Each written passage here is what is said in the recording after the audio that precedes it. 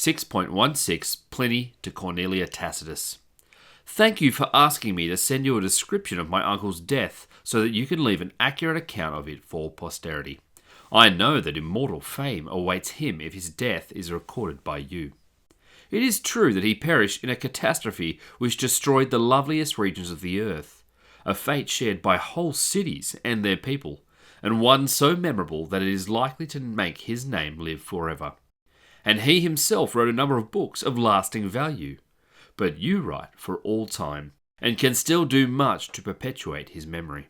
The fortunate man, in my opinion, is he to whom the gods have granted the power either to do something which is worth recording, or to write what is worth reading.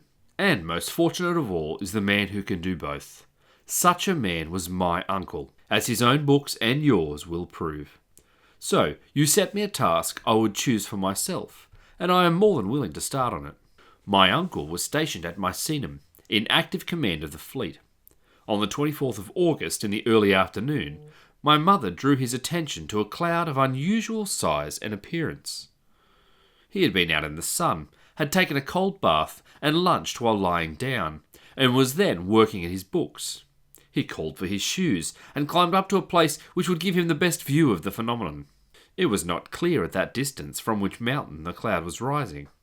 Its general appearance can be best described as being like an umbrella pine, for it rose to a great height on a sort of trunk and then split off into branches. I imagine because it was thrust upwards by the first blast and then left unsupported as the pressure subsided, or else it was borne down by its own weight so that it spread out and gradually dispersed. Sometimes it looked white, sometimes blotched and dirty, according to the amount of soil and ashes it carried with it. My uncle's scholarly acumen saw at once that it was important enough for a closer inspection, and he ordered a boat to be made ready, telling me I could come with him if I wished. I replied that I preferred to go on with my studies, and as it happened, he had himself given me some writing to do. As he was leaving the house, he was handed a message from Rectina, wife of Tacitus, whose house was at the foot of the mountain, so that escape was impossible except by boat. She was terrified by the danger threatening her and implored him to rescue her from her fate. He changed his plans, and what had begun in a spirit of inquiry, he completed as a hero. He gave orders for the warships to be launched and went on board himself with the intention of bringing help to many more people besides Rectina, for this lovely stretch of coast was thickly populated. He hurried to the place where everyone else was hastily leaving, steering his course straight for the danger zone. He was entirely fearless, describing each new movement and phase of the portent to be noted down exactly as he observed them. Ashes were already falling, hotter and thicker as the ships drew near, followed by bits of pumice and darkened stones, charred and cracked by the flames. Then suddenly they were in shallow water, and the shore was blocked by the debris from the mountain. For a moment my uncle wondered whether to turn back, but when the helmsman advised this, he refused, telling him that fortune stood by the courageous, and they must make for Pomponanius at Stabae. He was cut off there by the breadth of the bay, for the shore gradually curves round a basin filled by the sea, so that he was not as yet in danger, though it was clear that this would come nearer as it spread. Pomponanius had therefore already put his belongings on board ship, intending to escape if the contrary wind fell. This wind was of course full in my uncle's favour, and he was able to bring his ship in. He embraced his terrified friend, cheered and encouraged him, and, thinking he could calm his fears by showing his own composure, gave orders that he was to be carried to the bathroom. After his bath he lay down and dined. He was quite cheerful, or at any rate he pretended he was, which was no less courageous. Meanwhile, on Mount Vesuvius, broad sheets of fire and leaping flames blazed at several points, their bright glare emphasized by the darkness of night.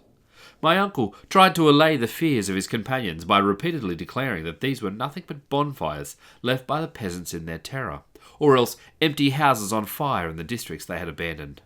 Then he went to rest, and certainly slept, for as he was a stout man, his breathing was rather loud and heavy, and could be heard by people coming and going outside his door. By this time, the courtyard giving access to his room was full of ashes mixed with pumice stones, so that its level had risen, and if he had stayed in the room any longer, he would never have got out. He was wakened, came out and joined Pomponianus and the rest of the household who had sat up all night. They debated whether to stay indoors or take their chance in the open, for the buildings were now shaking with violent shocks and seemed to be swaying to and fro as if they were torn from their foundations. Outside, on the other hand, there was the danger of falling pumice stones, even though these were light and porous. However, after comparing the risks, they chose the latter. In my uncle's case, one reason outweighed the other, but for the others it was a choice of fears. As a protection against falling objects, they put pillows on their heads, tied down with cloths. Elsewhere there was daylight by this time, but they were still in darkness, blacker and denser than any ordinary night, which they relieved by lighting torches and various kinds of lamp. My uncle decided to go down to the shore and investigate on the spot the possibility of any escape by sea, but he found the waves still wild and dangerous. A sheet was spread on the ground for him to lie down, and he repeatedly asked for cold water to drink. Then the flames and smell of sulphur, which gave warning of the approaching fire, drove the others to take flight and roused him to stand up. He stood leaning on two slaves and then suddenly collapsed. I imagine because the dense fumes choked his breathing by blocking his windpipe, which was constitutionally weak and narrow and often inflamed. When daylight returned on the 26th, 2 days after the last day he had seen, his body was found intact and uninjured, still fully clothed, and looking more like sleep than death. Meanwhile, my mother and I were at Misenum, but this is not of any historic interest, and you only wanted to hear about my uncle's death. I will say no more, except to add that I have described in detail every incident which I either witnessed myself or heard about immediately after the event, when reports were most likely to be accurate. It is for you to select what best suits your purpose, for there is a great difference between a letter to a friend and history written for all to read.